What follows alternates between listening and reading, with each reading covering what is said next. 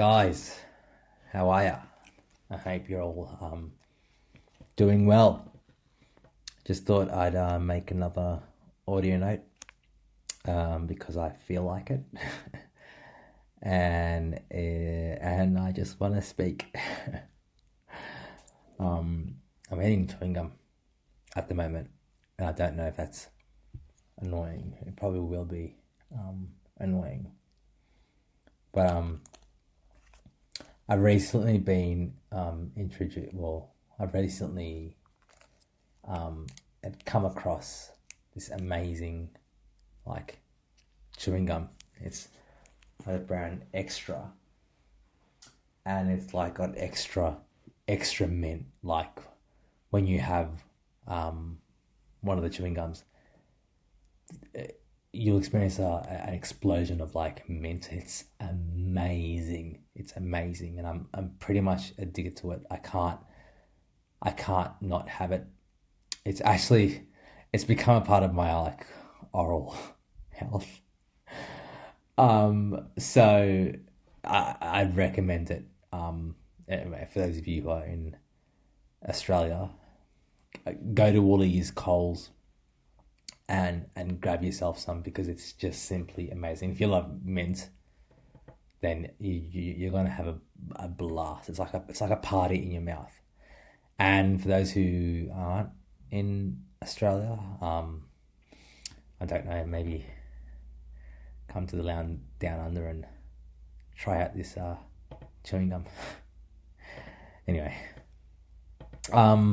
yeah, I just I'm recording this because I want to just talk and just express myself. I think in my previous audio note, I might have explained that as part of my healing, I need to speak. I need to tell my story. I need to verbalize, articulate my story and my lived experience, because for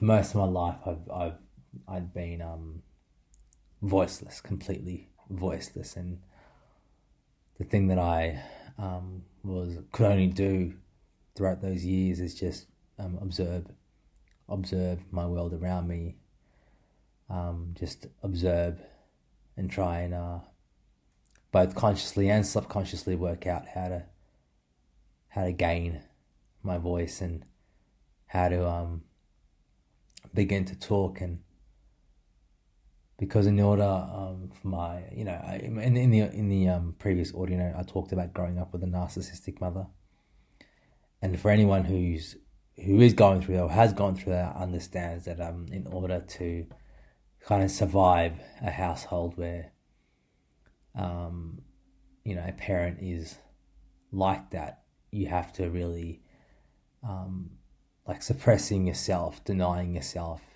is part of saving yourself in a way in that kind of environment. Because when I was growing up, there was my mother didn't tolerate any kind of individuality, any kind of expression, any kind of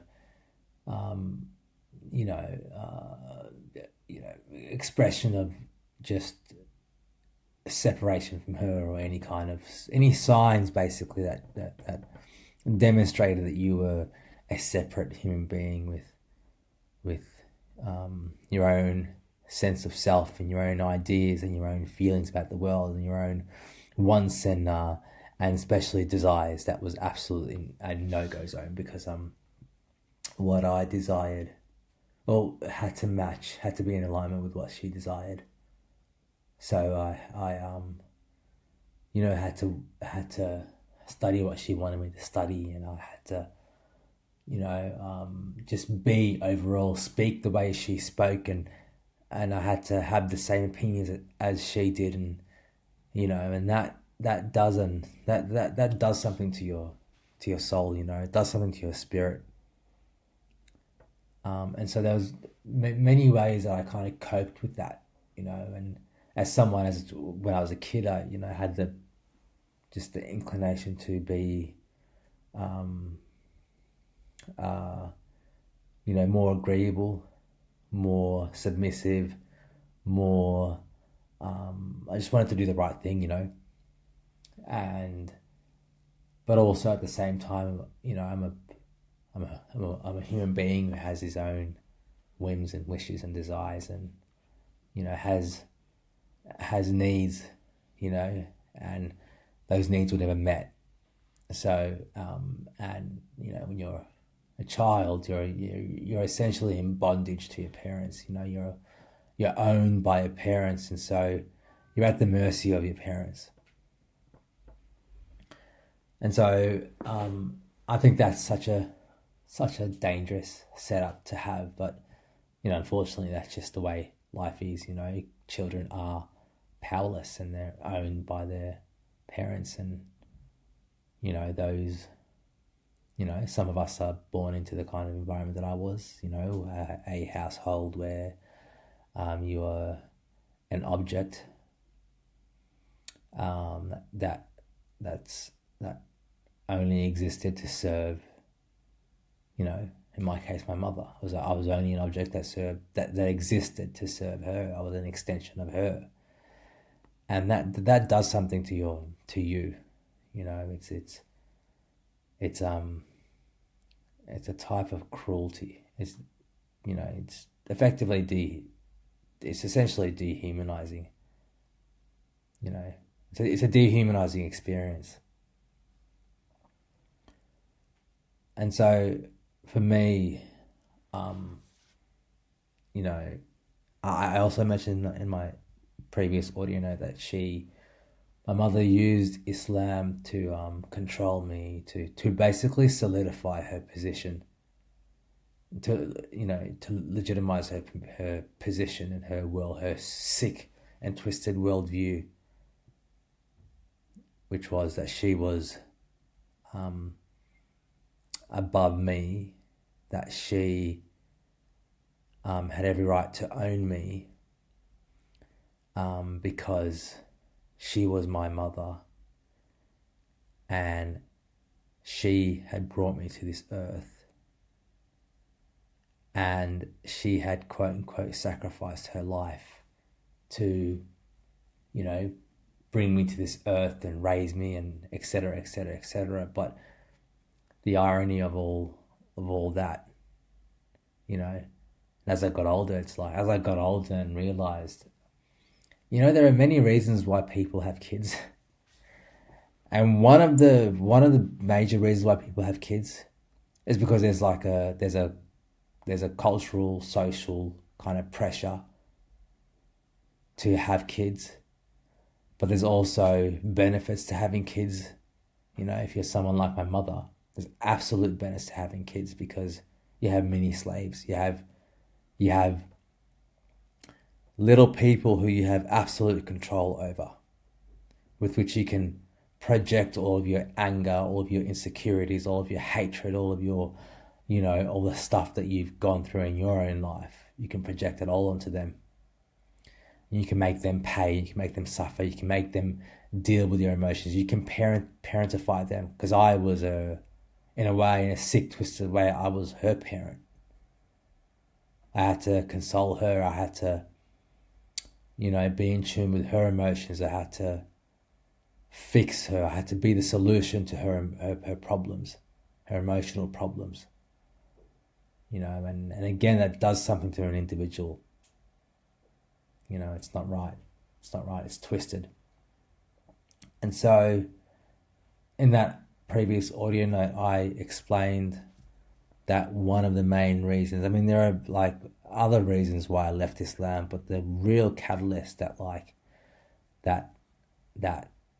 got me to think about Islam in a more objective way was, my relationship with my mother, and how it was possible that how it was possible that she could use Islam against me, to abuse me. And how it was possible for me to not be able to defend myself using Islam. You know, in the Quran, you know, every chapter, every surah, you know, starts off with, you know, Bismillahir Rahmanir Rahim, in the name of Allah, the most merciful, the most gracious. And I found that to be really hard. It became a hard pill to swallow, because I didn't understand why, if Allah was so compassionate,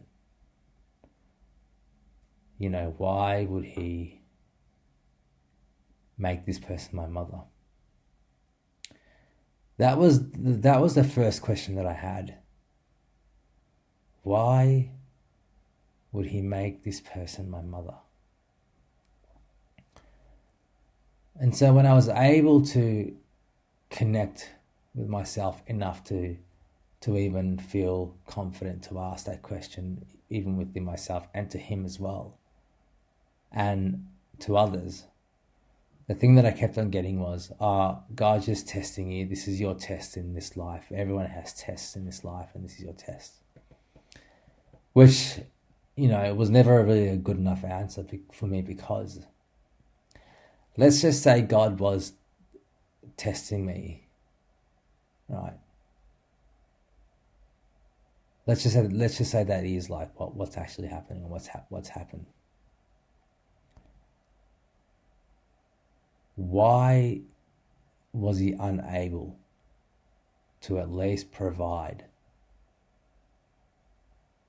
support through His Quran? Why was He unable to, you know, Allah and Muhammad, why weren't they able to condemn child abuse?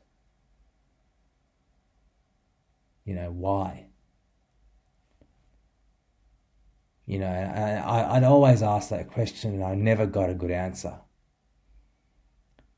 You know, I was either dismissed, or it was, you know, the question was minimized, or they just could never really answer that. Because my thing is it that God is incapable of having that level of insight? Was Allah incapable of having that level of insight where He would recognize that, yes, I do want children to respect their mothers, but seeing as He's all-knowing, shouldn't He have known that there were going to be abusive mothers out there in the world? And shouldn't He have placed measures in this religion that would condemn any kind of child abuse, that would condemn mothers and fathers, you know, because there are narcissistic fathers, but in my case, it was my mother. Wouldn't God put in place measures to ensure that that He condemns child abuse as much as He condemns shirk? For those of you who don't know what shirk in Islam is the biggest sin that you could actually commit, which is associating partners with him, meaning that you, for example, believe that there is more than one God, that you don't believe in Allah, or the one God purely. You know, or in the same way that He's able to condemn drinking alcohol, same way He's able to condemn, you know, alcohol, zina, which is premarital sex. It just seemed to me that God, Allah and the Prophet were so obsessed with controlling people's bodies, with what they do with their bodies. But somehow there was no real concern with what happened to their bodies. No real concern about physical violence, you know, coming from parents, and there was no threat there of hell. There was no condemnation there. There just seemed to be all this talk about respecting your mothers and how here's a cliche in the Islamic tradition, heaven lies underneath your mother's feet. The reward for obeying your mother is so high in Islam. In fact, one of the major sins, just to name a few, some of the major sins are, is premarital sex and associating partners with Allah, meaning shirk. And one of the other major sins in Islam is being disobedient to your parents. And we know the consequence of committing the major sins is going to hell. So it's punitive, so the consequences are very clear. But a mother abusing her child, there seems to be nothing. Absolutely nothing. So again, I say, to reiterate, man, that in Islam, there's no real concept of children's rights. And people have tried to tell me that there is, but it's always their interpretation of something so vague. Right? And that, to me, is just not good enough. Because if Allah and the Prophet really cared, really considered, I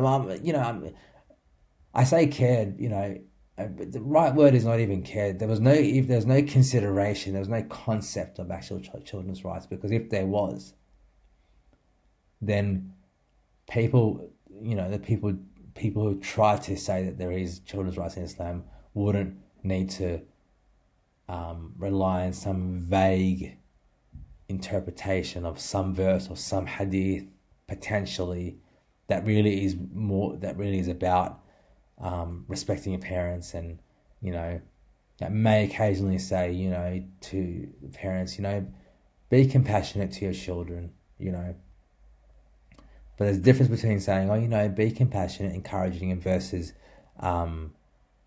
providing an actual consequence for abuse. But anyway, I let me digress. And so in Islam, there was no checks and balances as it pertains to ensuring the protection of the rights and the well-being of children.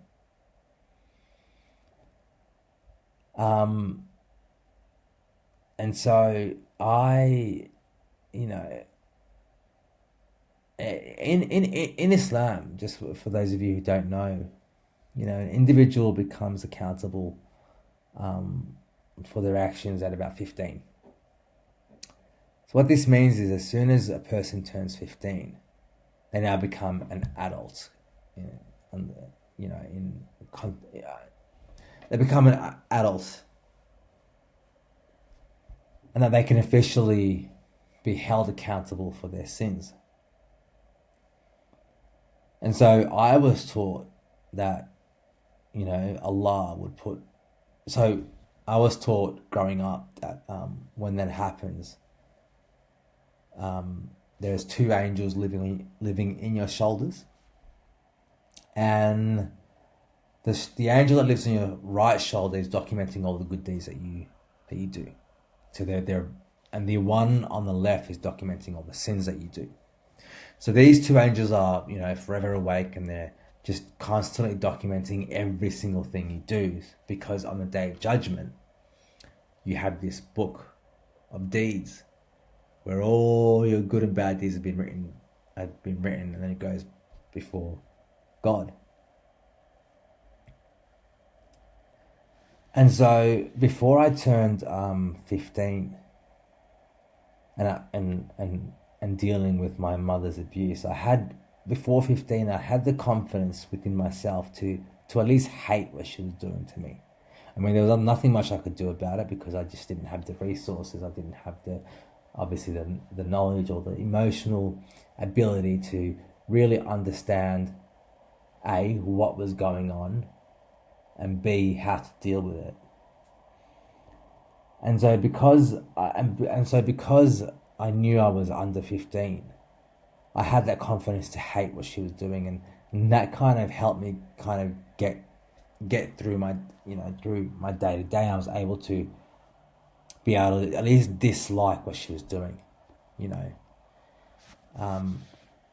I think one of the tragedies, I think, at least in my own experience in relation to my mother in Islam, is that when I turned 15, I was unable to keep that inner compass that showed me what she was doing was wrong, because I had now turned 15, and now, you know, I was going to be held accountable for her being displeased with me, because, you know, I was failing at being an extension of her. And so, even before I turned 15, you know, I used to worry about becoming 15, because I understood that, you know, that her displeasure is like God's displeasure, because this is what I was taught. If your mother is displeased with you, your God is displeased with you as well. You know, and so my only saving grace before 15 is that I knew God wasn't going to punish me because I was not of age yet. But when I become of age, I was worried about that, because I just thought, my God, what am I going to do?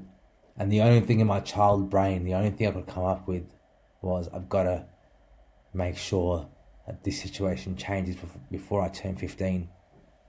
You know, but you can't change. You can't change an individual abusing you. You can't change them. You know, it's a recipe for disaster. But hey, I was a kid, and it was the best that I could come up with. And so, you know, and then, you know, I'm when I was about 12, in the late 90s, 1999, my mother decided to take my siblings and I to Somalia for Dhaqan Elis. And for those of you who don't know what Dhaqan Elis means, so Dhaqan in Somali means culture, Elis means return. So it's like returning back to your culture. And so, you know, she decided to just basically ship us to Somalia. You know, I have two brothers and one sister, and, you know, I was 12 at the time, my younger brother was 10, my older brother was 15, and my older sister was, how old is she? I was 12, she was about 17. So we were getting a bit older, you know, we're all, like, I was in my tween years, about to hit 13 the following year, and the thing about my mother is she really resented, or had like a kind of a strong contempt for freedom, notions of freedom, and she saw that Australia could provide us, you know, I'm not even going to speak for my siblings, because they all have their own stories with her, but I'll speak for me, you know. And that's the other thing, I just want to speak for me, by the way. I don't want to ever speak for anyone else. And so, yeah, but sometimes I'm going to have to, like, include other people in these stories, or, you know, because they were a part of my life. But I will never disclose any kind of information about anyone. Anyway, so she hated, like, any notions of freedom, because she always connected the freedoms that Australia offers as a threat to her, as a threat to the control that she had over us, over me. And so she was always paranoid about, you know, me being free and being able to be a full human being, because, you know, if I grow to be a healthy individual, which obviously I'd have to do outside of her, then she'd lose me. And, you know, I've said that in the past. I've said something to that effect in the past, and I've gotten strange responses like, oh, she must have just been, you know, scared of losing her kids. And scared of losing you, and that kind of made her behave the way she did. And I find that response so interesting because number one, it assumes that she has this the natural fear that I guess mothers or parents would have about letting go. It's not that. If you look into the literature of narcissism and narcissistic abuse, it's that these parents are not, these mothers, and my mother in my case was not looking at me as a separate individual. Now I understand this. I can understand intellectually that I'm not a parent. I can understand intellectually how it can be daunting to let go of your child. But it's something, a healthy parent, a normal parent processes that and eventually lets go, because they too their parents had to also let them go. It's just a cycle of life. But when you have a sick individual who objectifies their children and only has one desire for them, which is to fulfill their own needs by any means necessary, and don't think that they're actually doing anything wrong. In fact, have God on their side. That's just a recipe for disaster, and that's what she was. And so, we went to Somalia in 1999. Lived there for 2 years, and the civil war had only ended about 9 years before that. And when we got there, I remember seeing there was signs of war everywhere, half blown up buildings and poverty, and and so we were in Somalia. So first, I wasn't born there, by the way. I was born in Yemen, and then we moved to Malta. We were living there for a few years, and then came to Australia in 1991. So that was the first time I'd been to Somalia. At that point, my Somali wasn't that good. I could communicate enough to get by, but it wasn't that good. I didn't speak that well. And so, we get there and it was just a nightmare. I get there and I meet some of the extended family members, and it's just a complete culture shock. And on top of that, I'm dealing with her. But also now she hasn't got, because when we were living in Australia, she was always paranoid about the government, and she was always paranoid about child protection and stuff like that. And but when we went to Somalia, none of that was even a thing. So the neglect got worse. The abuse just increased. And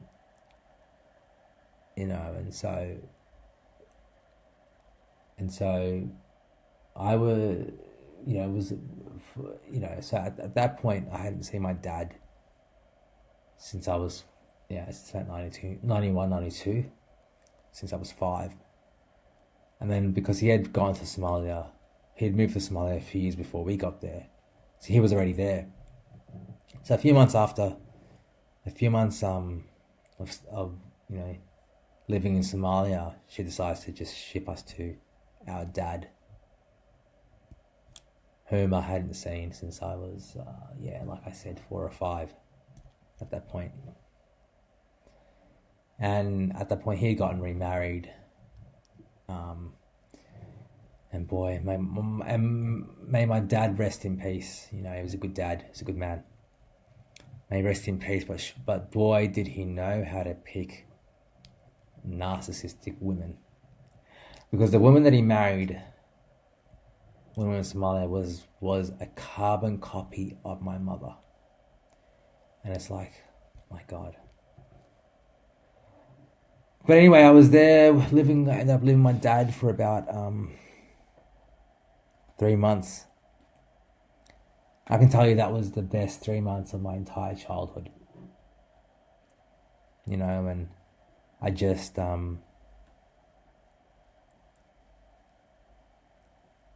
I didn't see her for 3 months. My mother.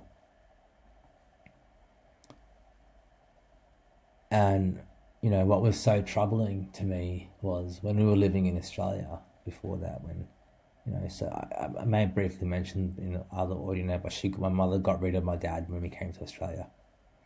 She got rid of him, and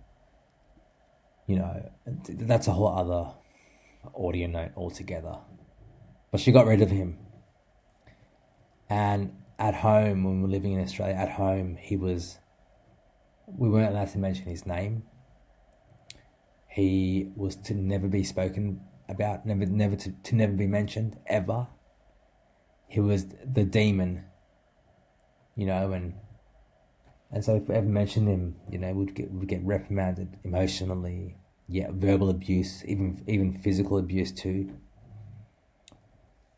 So then when we go to Somalia and she shifts us to him, I was just so confused. This was apparently the man that was so bad, that was so evil, that he couldn't be around us because he was so dangerous. And here I am living with him, and none of that is happening. I didn't see her for about 3 months, and it was just, it was amazing. I had so much peace at those 3 months. I could finally breathe. Of course, we were living in Somalia, and what was funny but not funny, but all the local kids would often get so confused because they didn't understand the conditions that we were living in, because we were living like the local kids. All the other expat kids, all the other kids that came from the Western countries, they all had their chauffeurs, and they're living in big houses, and they were, for all intents and purposes, living like they were when they were in the in the West. And the local kids were so confused with my siblings and I, because we were just like the other kids and the other local kids, and it was so confusing to them, and it was confusing to me because I could see their confusion, but this was my norm. But at the same time, I also recognized through their reactions that this is probably shouldn't be how I live. It shouldn't be how I was living. And it's not like my mother couldn't afford to give us a better quality of life. She could, because she had her own business when we came to Australia. She had her own business selling clothes, and she was quite successful at that, and she had quite a bit of money. And of course, all that was like cash in hand, but but also she had, she's getting Centrelink, 4 kids and herself, and she never really provided anything at home, and she was really good at saving money. I'll give her that. But she had money, so there was no reason for us to live in those kinds of conditions. And then she takes us back from my dad, and I'm back with her. And then she decides to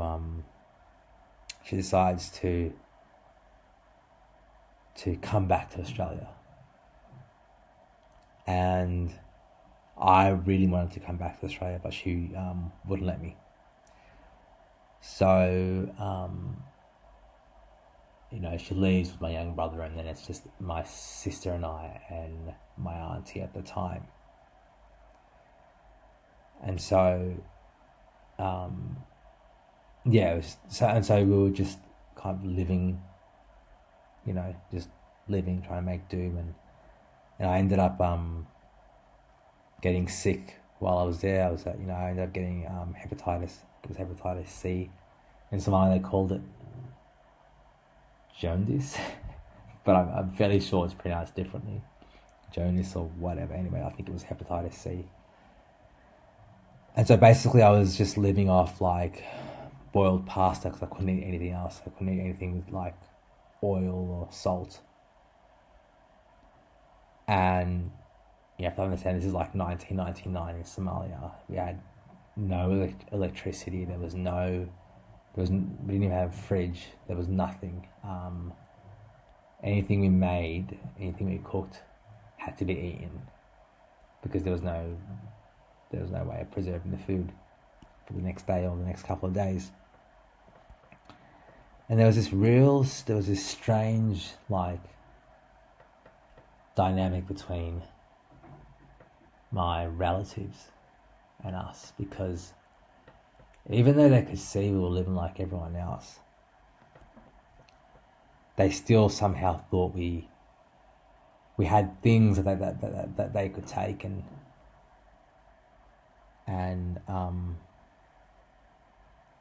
you know, I remember you know, people coming over that, you know, were allegedly uncles and aunties and cousins and stuff like that, and they would like just take, you know, my clothes, of which I didn't have many. And granted, they were poor, so like my immediate family's very poor. We're talking like 1 foot away from like homelessness, you know.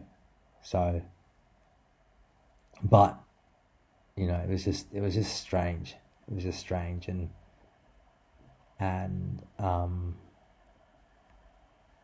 you know, when people recognize, it's, you know, people, I don't know if it's people in general, but just my world, I don't know if it's my culture or whatever, when they recognize that you have a mother like mine, you become a target, you know. And anyway, so I and so she left, and then we were staying, and then I ended up getting a goat. By the way, I ended up getting a goat,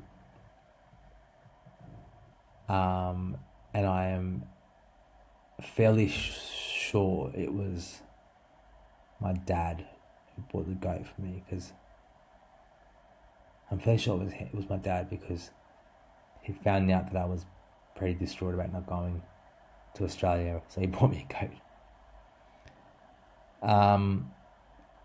And so I had this goat, and it was a beautiful goat.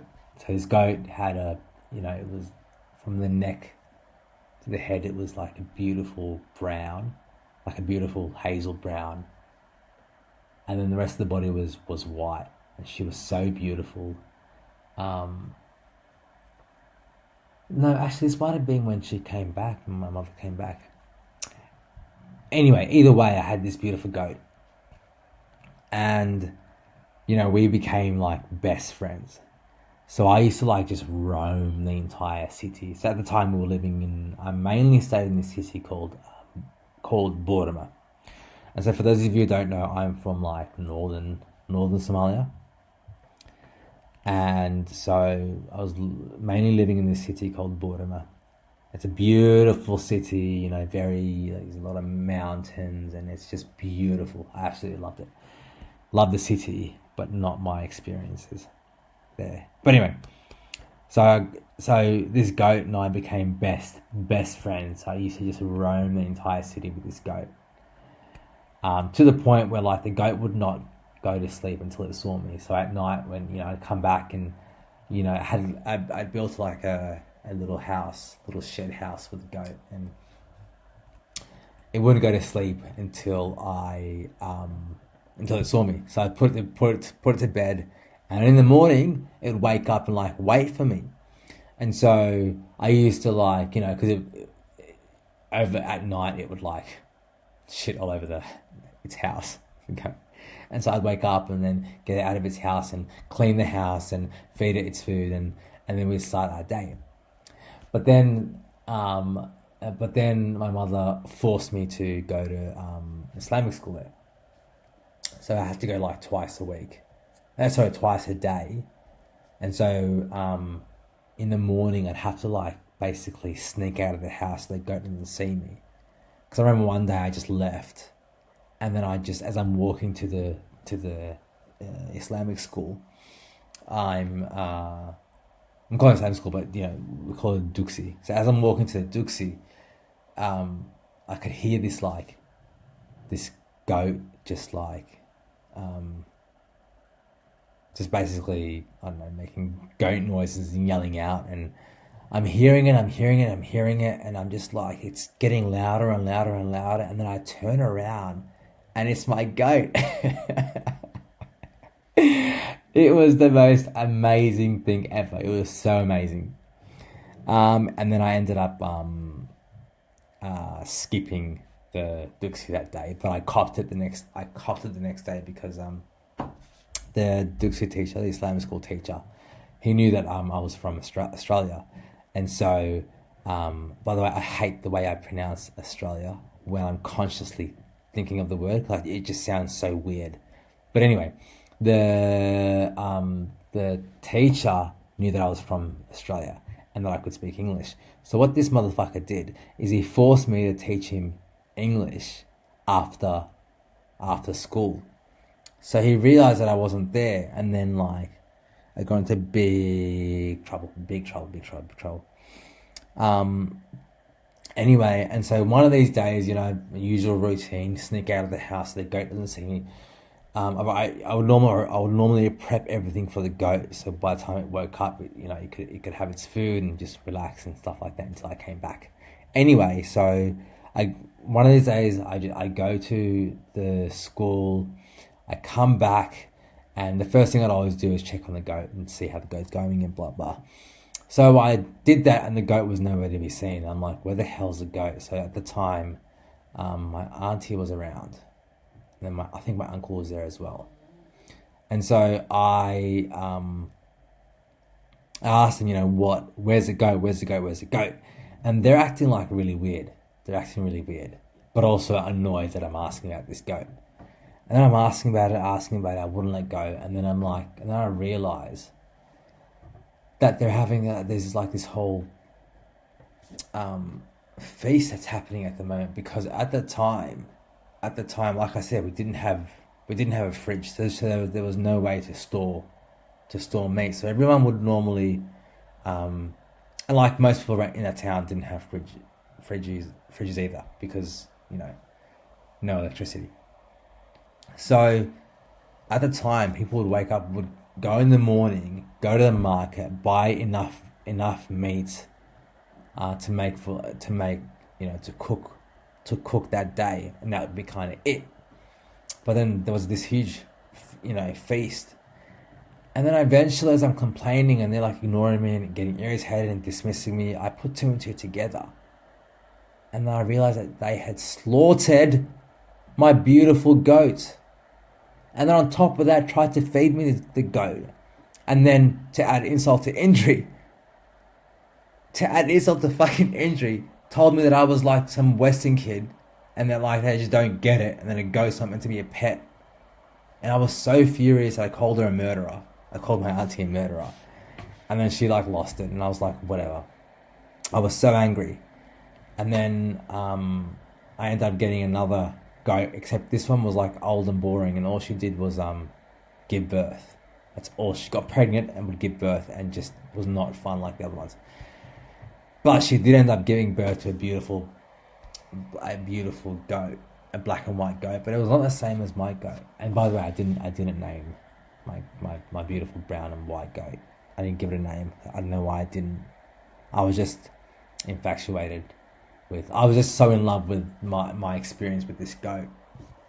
And the day that I learned that this goat loved me, and that it like remembered me and that it knows me, was I was playing soccer with my brothers one day. This is in Somalia. We were playing soccer, and then for whatever reason, this goat thought that they were attacking me. I don't know why the goat thought they were attacking me, but it did. But she did, And then she went on and started attacking my older brother because I think we were like versing each other. And it was so funny. It was so funny. But from that day, I was like, man, this is my homie. This is my homie. But yeah, and then my auntie had to take that away from me. Sad times indeed. Sad times indeed. But anyway, I went on a tangent there. And I've been yapping on for about 45 minutes because I just wanted to talk, but really effectively, man. Essentially, I just wanted to. I don't know. I really questioned Allah's mercy. You know, because I can't understand why He would. You know, for me, it's bad enough that if He's real, if He does exist, that He doesn't intervene in all the tragedy that's happening in this world. It's bad enough that He doesn't. But maybe that's just what He does. Maybe His role is that He created us, and then that's just as far as His ability or His role is. You know, maybe He's just a non-interventionist God. But if that's the case, then He can't. I don't see why He would have any right to determine, you know, how I live my life. You know, and what I believe in, and you know, if He's a non-interventionist God, then He has no right to send me to hell, or anyone really to hell. You know, and I just don't. I questioned that, you know, and so yeah, it was really important for me to question that because the version of Islam that I grew up with is such an intrusive religion. You know, it intrudes every part of you, every part of your existence. You know, I was taught in Islam you can't have your own opinions. You can't, you know, all your thoughts and your conclusions better align. You can think, you can think and use your brain so long as you come to the conclusions that Islam has already given you. You know, it's haram to go against, quote unquote, you know, having a different opinion to the standard Islamic narrative means you're going against God. Like saying, I don't actually think there's a spiritual stain or some sort of stain on an individual that drinks alcohol. Though there is problems with alcohol, there is, but that doesn't. But a person shouldn't burn in hell for drinking alcohol, or it doesn't put a stain on their soul. You know, or the cruelty of the cruelty of not allowing those to love who they're going to love. The cruelty of punishing people for being gay, which is not a choice, by the way. You know, if it was a choice, no one would make that choice. You know, I come from a society, culture where, you know, because of Islam, where homosexuality is punishable by death, yet there are still homosexuals in Somalia as we speak. Now, why would they exist, given they live in a society that will effectively kill them for being homosexual, jail them, exile them for being homosexuals? You know, if that's the case, if let's say it is a choice, and if that's the choice they're making, wouldn't you have compassion? Wouldn't you think there's something wrong with this individual? Rather than burning them for eternity, again and again and again and again, it's so sadistic to me. You know, and I can't stress this point enough, man. I can't stress this point enough. can't stress it enough. But it was Islam. It was Islam that solidified and legitimized my suffering in the house that I grew up in. You know, I've been in the past. People have said to me, but your mother was going to abuse regardless of Islam. I'm like, yeah, sure, that is true. She would have abused me regardless of Islam. But the fact that Islam validated her abuse, gave her the extra validation, is a problem. It's a problem because it's allegedly from God. And God put in no measures to protect me from her. Yet He wanted me to sacrifice my life for Him, to stay obedient to her, to stay obedient to my abuser. And I just think that's a true loving God wouldn't have placed me in that kind of predicament. So yeah, I don't know, guys. I've gone on for like close to an hour, but I just thought I'd speak, man. I just thought I'd continue on. I'm gonna make more of these audio notes. But yeah, that's all from me, and have a good day, outliers.